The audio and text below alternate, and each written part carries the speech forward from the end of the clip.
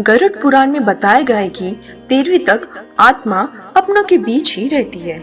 इसके बाद उसकी यात्रा दूसरे लोग के लिए शुरू होती है और उसके कर्मों का हिसाब किया जाता है। जानिए 13वीं को लेकर गरुड़ पुराण में क्या कहा गया है। हिंदू धर्म में मृत्यु के बाद अंतिम संस्कार किया जाता है। इसके बाद 13 दिनों तक मृतक की निमित्त पिंडदान किए जाते हैं और आखिरी में 13वें दिन उसकी 13वीं होती है। गरुड़ पुराण में बताया गया है कि 13वीं तक आत्मा अपनों के बीच ही रहती है। इसके बाद उसकी यात्रा दूसरे लोग के लिए शुरू होती है और उसके कर्मों का हिसाब किया जाता है। लेकिन क्या कभी आपने सोचा है कि आखिर 13वीं क्यों की जाती है और इससे उस मृत व्यक्ति आत्मा को क्या लाभ मिलता है? अगर आपको इसकी जानकारी नहीं है तो जानिए इस बारे में गरुड़ पुराण में क्या बताया गया है।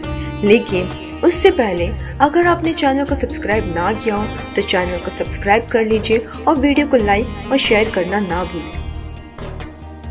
गरुड़ पुराण के मुताबिक जब किसी व्यक्ति के प्राण निकलते हैं तो यमदूत उसकी आत्मा को यमलोक ले जाते हैं और वहाँ उसे वो सब दिखाया जाता है जो उसने अपने जीवन में किया है। इस दौरान करीब 24 घंटे तक आत्मा यमलोक में ही रहती है। इसके बाद यमदूत उसे उसके परिजनों के बीच छोड़ जाते हैं। इसके बाद मृतक व्यक्ति की आत्मा अपने परिवार वालों के आसपास ही भटकती रहती है, क्योंकि उसमें इतना बल नहीं होता कि मृत्यु लोक से यमलोक की यात्रा तय कर सके।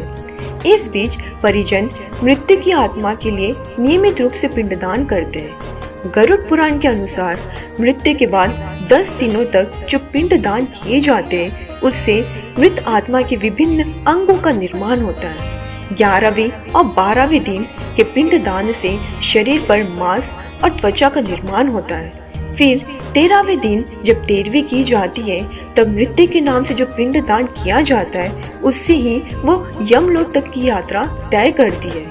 पिंडदान से आत्मा को बल मिलता है और वो अपने पैरों पर चलकर मृत्यु लोक से यमलोक तक की यात्रा संपन्न करती है। आत्मा को मृत्यु लोक से यमलोक पहुंचाने में 1 साल का समय लगता है। माना जाता है कि परिजनों द्वारा 13 दिनों में जो पिंडदान किया जाता है वो 1 वर्ष तक मृत आत्मा को भोजन के रूप में प्राप्त होता है। 13वीं के दिन कम से कम 13 ब्राह्मणों को भोजन कराने से आत्मा को प्रेत योनि से मुक्ति मिलती है। साथ ही उसके परिजन शोक मुक्त हो जाते हैं। जबकि जिस मृतक आत्मा के नाम से पिंडदान नहीं किया जाता है उसे 13वीं के दिन यमदूत घीसते हुए यमलोक लेकर जाते हैं। ऐसे में यात्रा के दौरान आत्मा को काफी कष्ट उठाने पड़ते हैं। इसलिए मृत्यु की आत्मा की शांति के लिए 13वीं को जरूरी माना गया है। बस दोस्तों, ये थी 13वीं से जुड़ी जानकारी। ऐसे ही तमाम जानकारियों के लिए हमारे चैनल को सब्सक्राइब कीजिए और वीडियो को लाइक और शेयर करना ना भूलें।